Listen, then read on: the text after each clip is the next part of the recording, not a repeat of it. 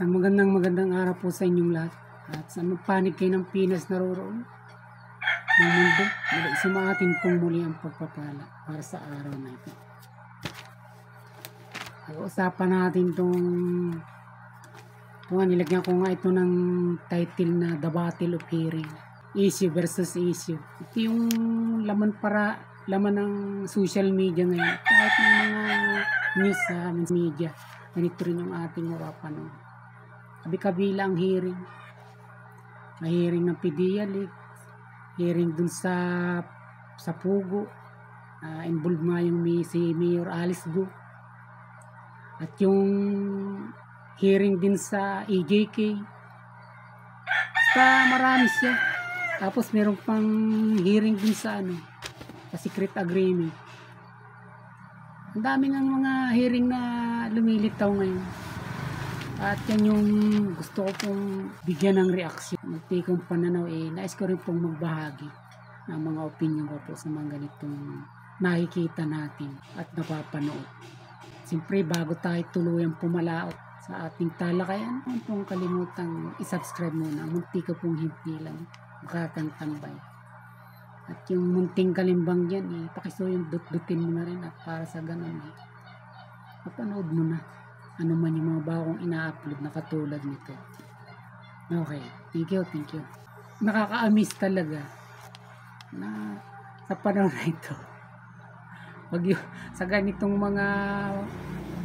yung ganitong nalalapit na eleksyon, ng kabi-kabila yung mapapanood mo, makikita mo, mababasa mo tungkol sa mga gimmick ng mga sino-sinong politiko.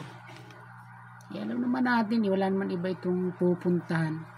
Wala nga naman nagpapabida sila dito, talaga namang para sa bayan. Ito itong tinatawag na isa lamang kahaka at guni-guni natin lahat. Kung sasabihin natin na kaya sila dito nagkukumaw, kakaimbestiga, talagang ito sa kapakanan ng bayan. Hindi po, maliwanag ito na sa politika, dahil sa halip na yung pamumuhay ng mga mamamayang Pilipino dumadaing sa mahirap na takbo ng buhay ngayon. Siyempre, masyado ng gas-gas kung sasabihin natin yung mahal na bilihin. Maraming factors kung bakit nasasabi ng mga karaniwang mamayan na mahirap talaga ang buhay ngayon. Totoo po yun. Kaya nga unang-una rin tayong kumundi na sa isang sekretary nga ng administrasyon na nagsasabi na imahinasyon lang natin yung kahirapan, yung kagutungan na nararamdaman. Mabuti sana kung itong battle of hearing nilang ito ay para doon nga naaangat yung buhay ng mga Pilipino, mumura yung mga bilihin. Maliwanag na ito naman ipinapalitaw lang nila at naghihiring sila para habang maaga pa makapagdesisyon yung tao kung sino talaga yung papanigan ngayong midterm election. Ito lang yan, wag na tayo dito magkunwarian pa. Ito na lang hearing na ito, tingnan nyo kung ito ba'y nararapat pa o makabuluhan. Yung unang-una hearing nung PDL, siyempre mapapansin naman natin at obvious naman na kumbaga isa itong pagtira o kung kaya isang pagsagi sa administrasyon. Siyempre ang naakusahan dito mismo Pangulo natin, Pangulong Bongbong Marcos. At bilang sagot dito, gumanti naman ang hearing si Senator Santiveros tungkol naman dun sa Pugo na kinasangkutan nga pamban mayor na si Alice Go. At siyempre alam naman natin tatargetin ito. Duterte naman ito dahil ginawa na nila ito ni Senator Santiveros nung kay Kibuloy mag-imbestiga. Nasa dakong huli pala, kakawing lang pala kay Pangulong Duterte yung pag-iimbestiga rito. At ito, ganun din ito. Hindi pa tapos ang investigasyon dito pero na nakikita na natin na inikakabit na kaagad yung pangalan ni dating Pangulong Duterte. Kaya naging mayor daw itong si Alice Go sa Bamban dahil sa tulong ng nakaraang administrasyon. Ganito ang nagiging direksyon ng mga hearing ngayon. Kaya nga lalagyan natin ito ng title na Battle of Hearing, issue versus issue. O at bilang attack pa sa ginawang ito na PDEA leaks, bumanat na naman ulit. Ito naman yung secret agreement. Okay ito dahil kumbaga kung marami talagang nalilito dito, ay di mabibigyan ng linaw. Okay ito. O at dito ako sa ika-4 na issue.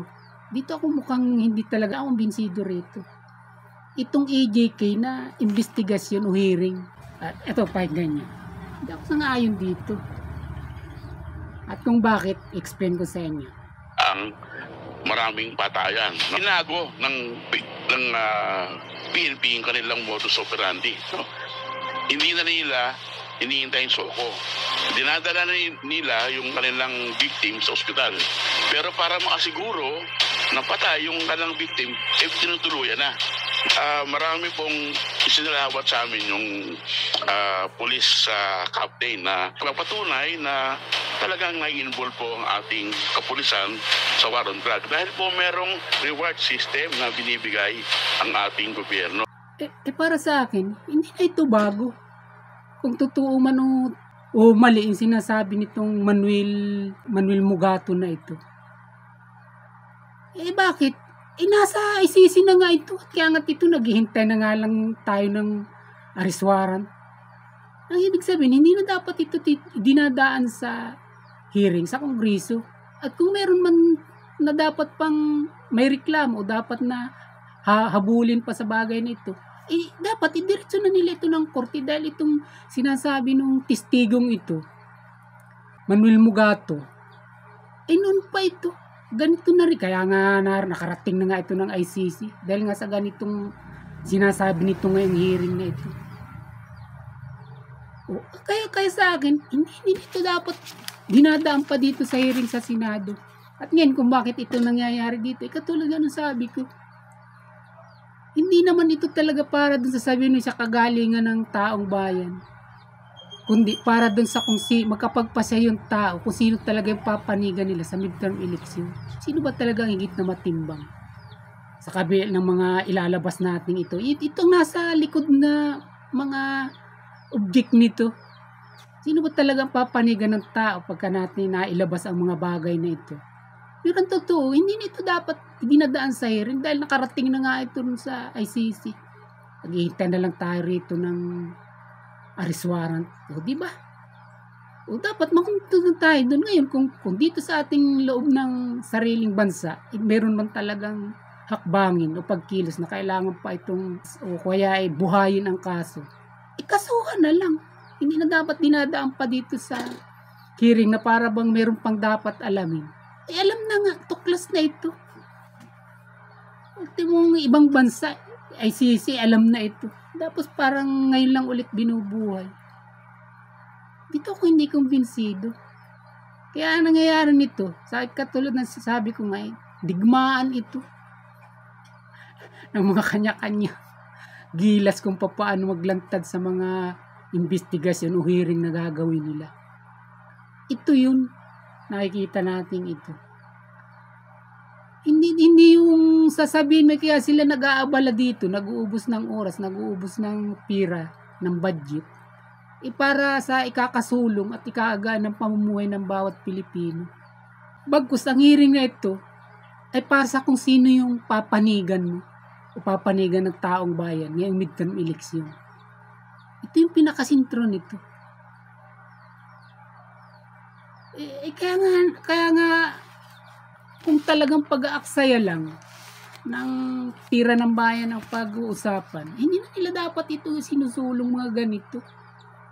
O baka naman sabihin niya, bakit maliit na issue ba ito? Malaki yung issue, kaya nasa ICC na ito. O diba? O ngayon, kung kayo nababagalan sa ICC, kahit na iniintay na natin na may arrest warrant, di, isampan nyo sa korte. Bakit kailangan pa ninyong daanin dun sa hearing, sa Kongreso? Ay halos kaso na nga ito. Siyempre, ang next nito, isampa nyo na. Katulad ng pagkasampa ninyo sa ICC. Ito na, papambira talagang, ito yung mga panahon talaga na paulit-ulit kong sinasabi, yung patay talagang binubuhay. Para magbisto lang sumbi at takutin ang tao.